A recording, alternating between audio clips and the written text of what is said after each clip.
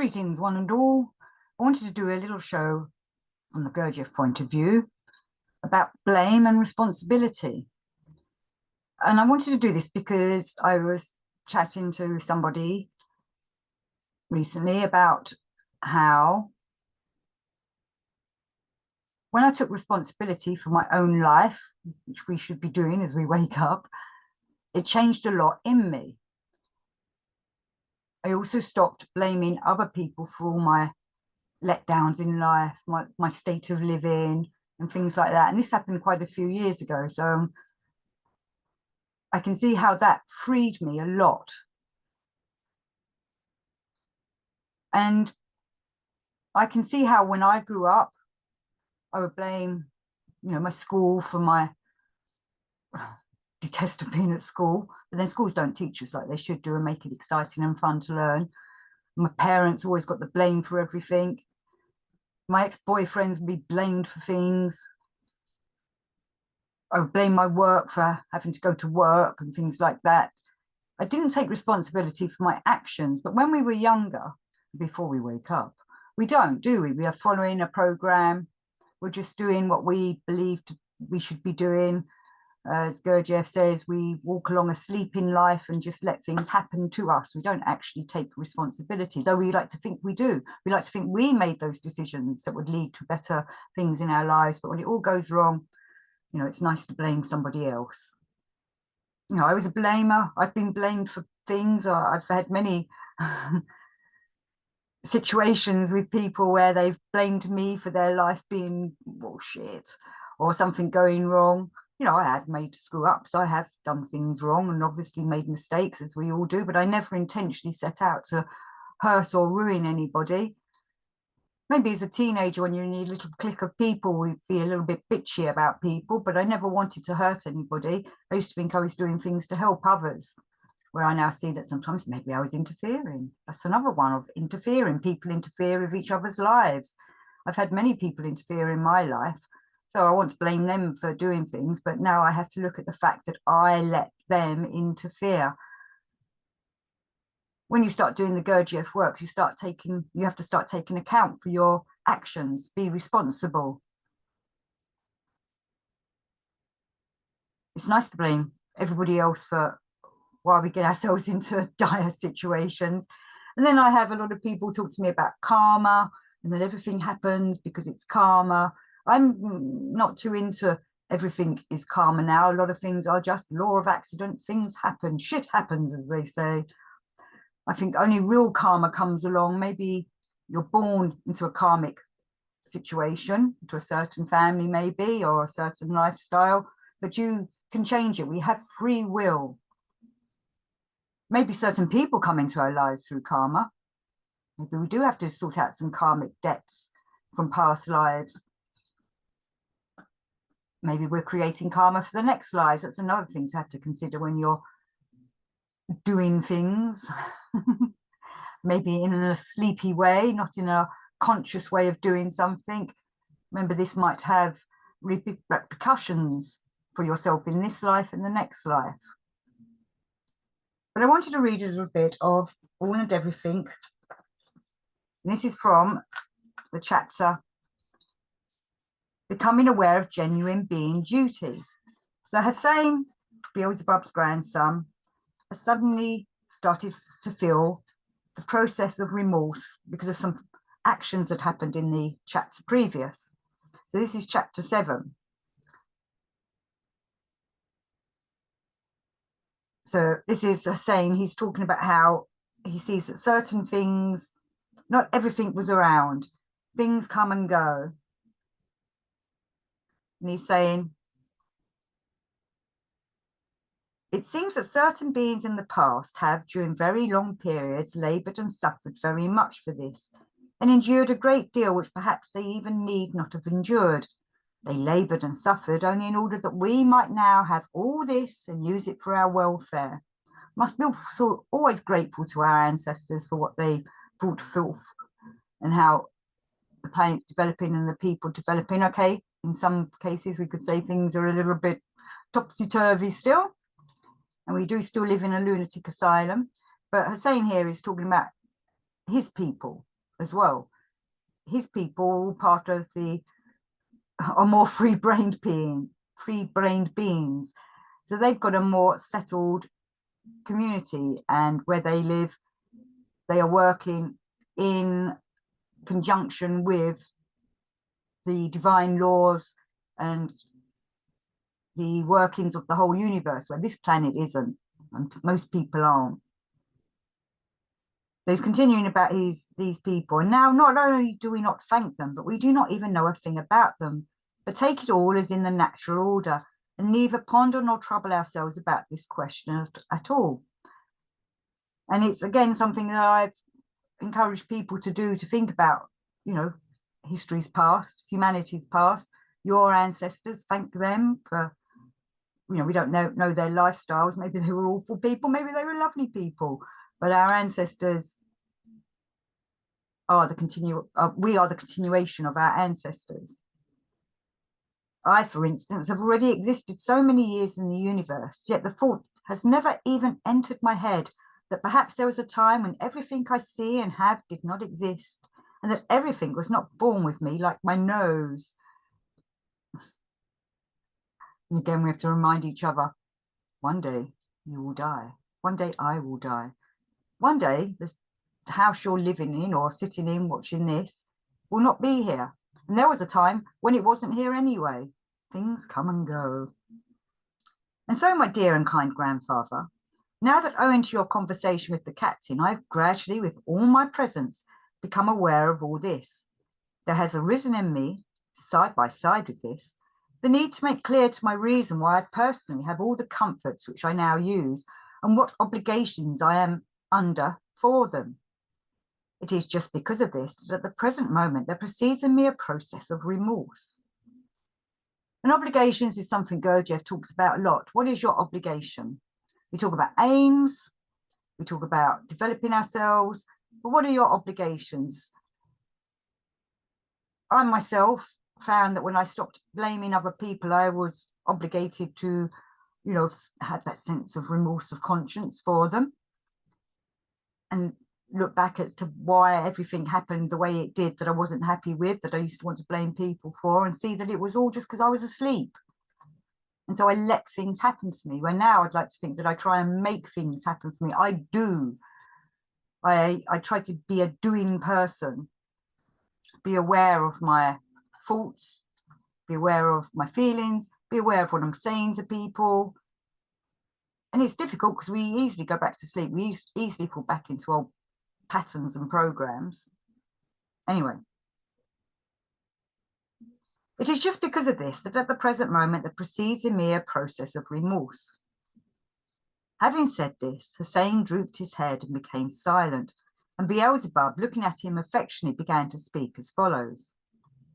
I advise you, my dear Hussein, not to put such questions to yourself yet. Do not be impatient.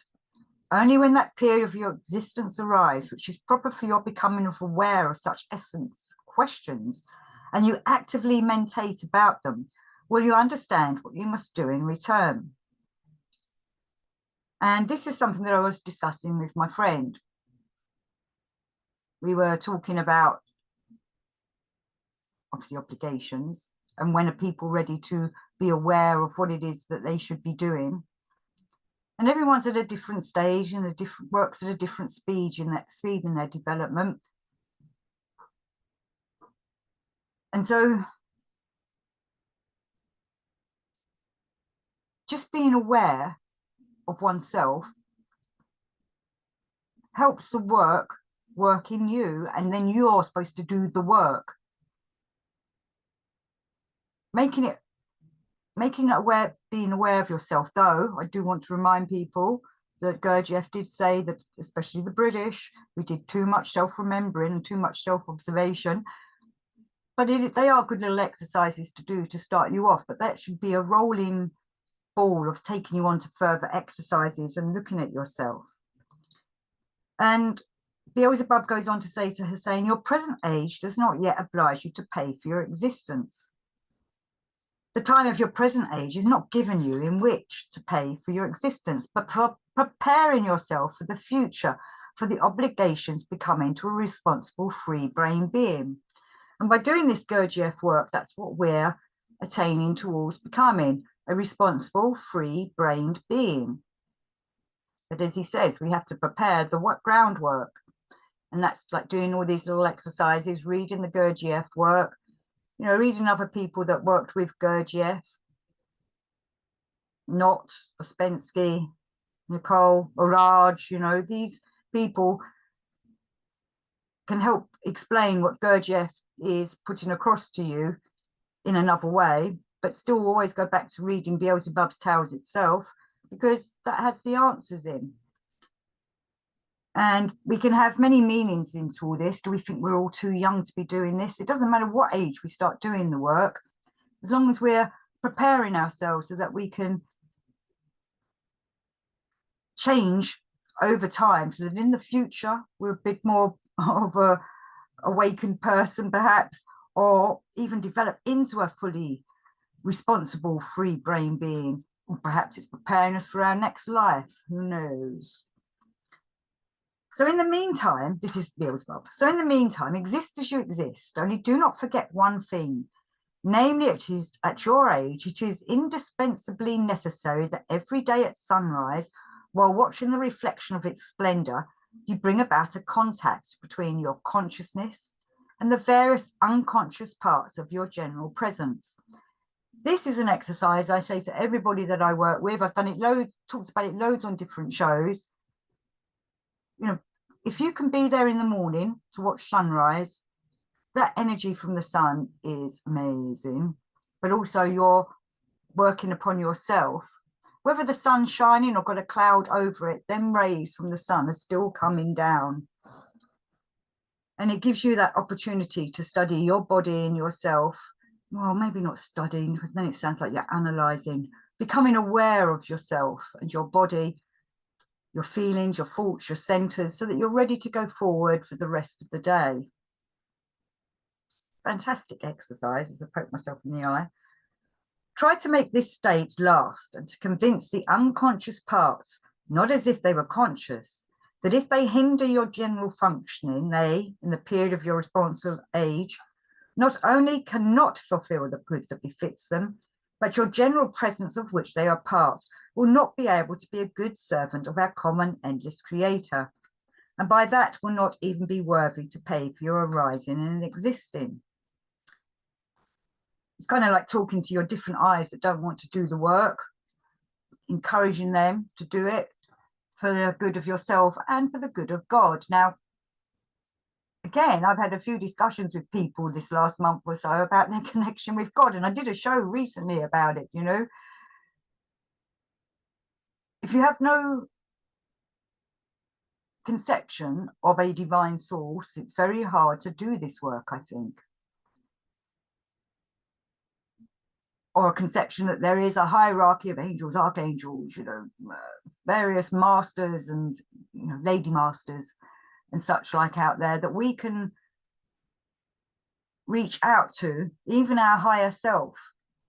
But we have to be conscious in doing that. And then there was something else I was going to say, which I wanted to remember. I can't remember it now, it's gone from my head. But anyway,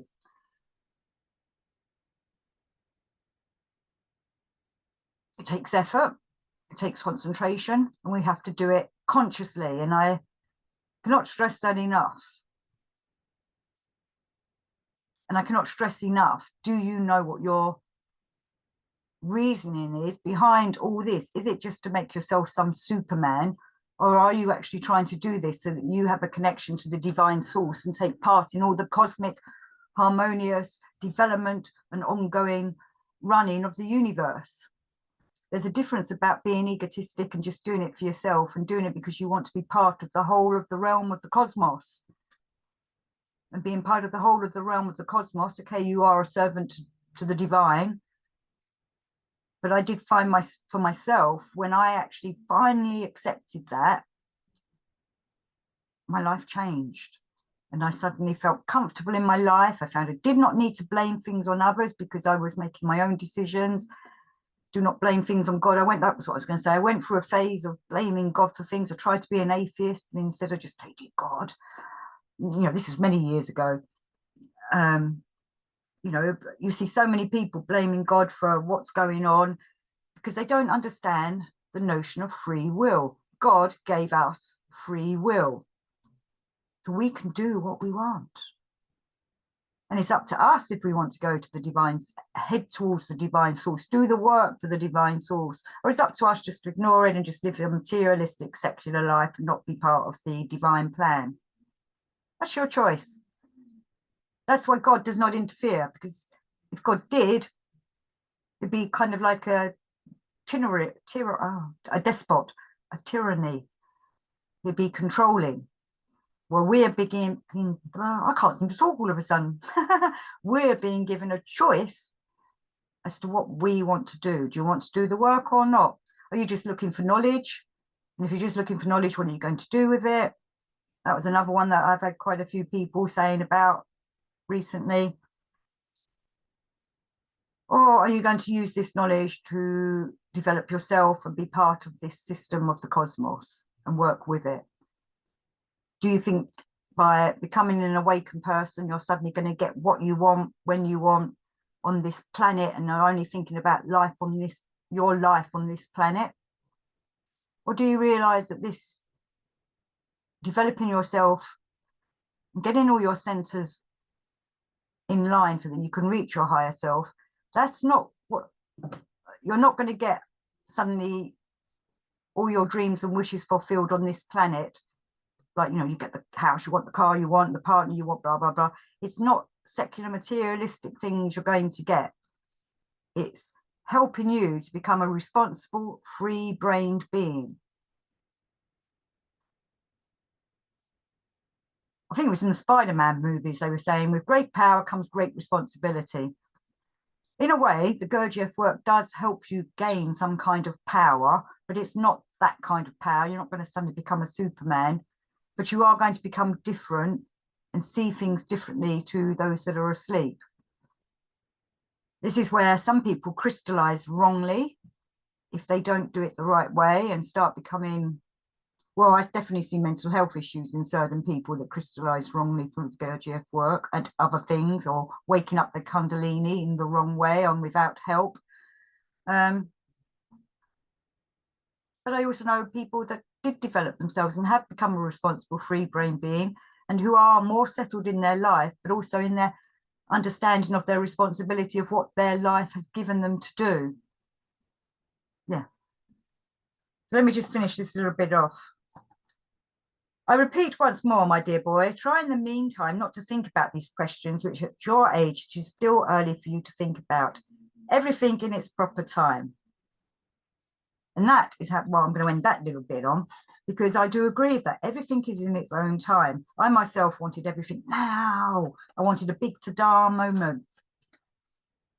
And instead, I just got subtle little nudges here and there, which suddenly began to open up other things within me that made me realize, right, this is not going to be what I think it's going to be. I've been trying to ignore my responsibilities. And I've done quite a few shows about all that over the years, about how the work is helping us to take part in the cosmic workings of the universe, which is a wonderful thing to be a part of. Or you could just be a little slug, like Hussein calls most humans, that just slithers around and does what it wants on this planet, even though it doesn't get to do what it wants because it's working mechanically and everything's law of accident. So obligations and responsibilities in the work have a lot of impetus, have a lot of importance, obviously, but they come at the time when you're working on yourself over time, and everyone's going to be at a different stage. But I can't recommend highly enough doing the sunrise little exercise that I just read out to you there. Very important to do. Obviously easier to do in winter. Summertime, you have to get up really early. But then I'm going to go to one of the later chapters in Beelzebub's Tales, Beelzebub's Opinion of War, and this is page 1058. And he's talking about people that have become important and power possessing, self-important. They're the people that are going to ruin this world.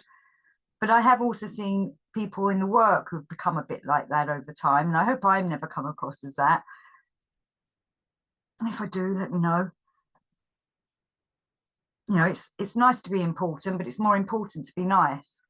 But Beelzebub says,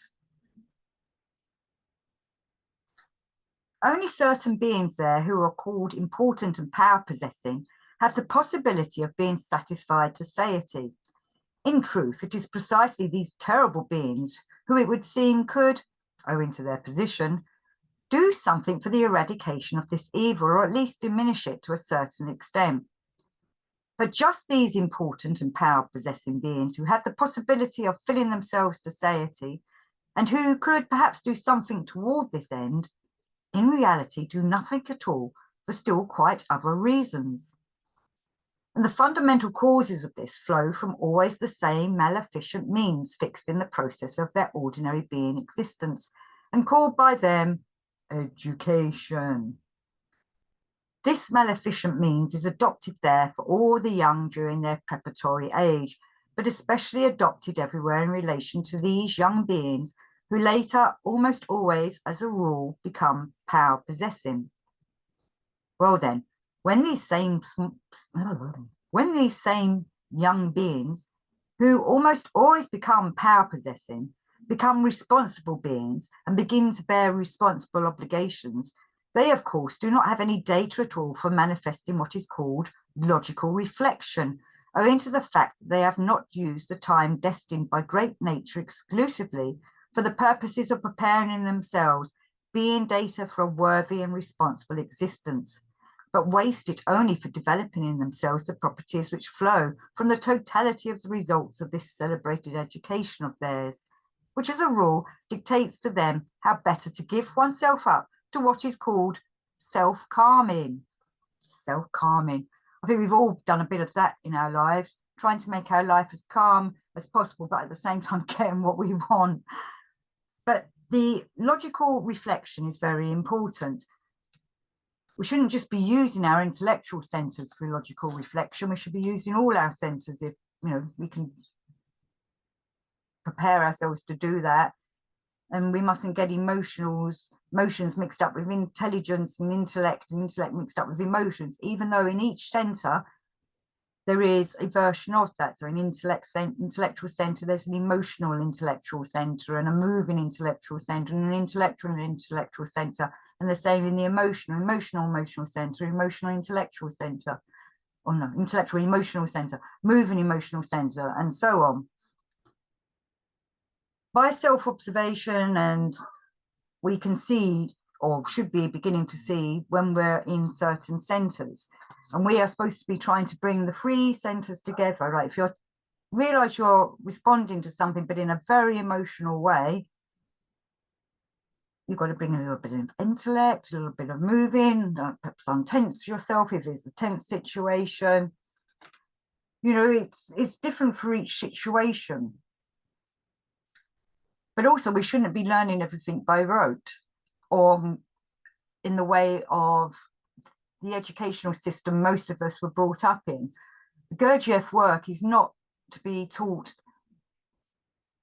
like in a classroom of old days when you learn your 2 times table or the history lesson. You actually have to do something with it. Education used to just be, you were told what to think, where Gurdjieff in his books is telling you how to do it, but then you have to go and do it. You have to start being responsible for your actions and bringing the work into your life and doing the work and going forth in that kind of path. So I just wanted to do a little show about that. Try not to blame others for things, though sometimes we want to just we need to take responsibility for our actions and so forth. Just something for you all to ponder upon. I love all your responses. It's been great chatting to people that have been in touch. Thank you for the thank you buttons that people have pressed when they've done that. And thank you for buying my books. Those of you that have bought my books. Love and peace to you all. Until next time.